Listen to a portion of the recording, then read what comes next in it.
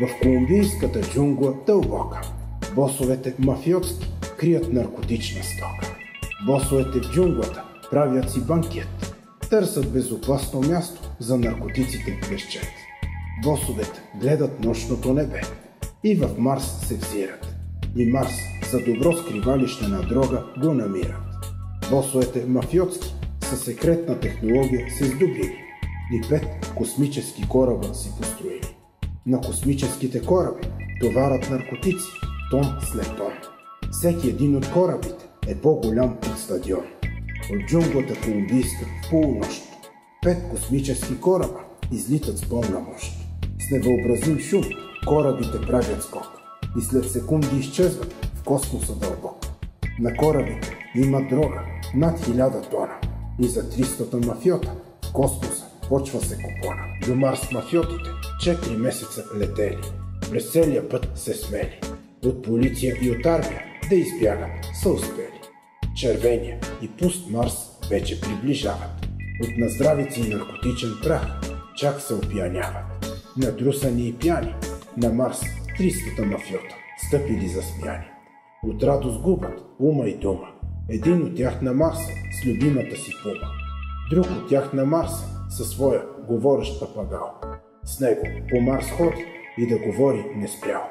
Както всички се смеели и куфяли, изведнъж много зелени пявици видяли. Всяка пявица била голяма, колкото бутуш. Хората се чудат на тези вид пявици, вид извънземен и чуш. Една пявица да охапе пумата успява и пумата започва да се оголемява. Пумата от космическите кораби по-голяма пораснала. Гладна е и 200 мафиота изяла. Папагала от марсианска пявица охапан бил, до размер на самолет се оголемил. И той с 60 мафиота глада си задоволил. Пявиците 35 човека охапали успешно. Всеки от охапаните се оголемил и му става смешно. Всеки охапан свръх много наедрява. По-грамаден от космическите кораби той става, че не може да се върне на Земята, осъзнава. Охапаните от пявици на Марс завинаги големи остават. С 1000 тона дрога ще се занимават. На тях върти им се главата.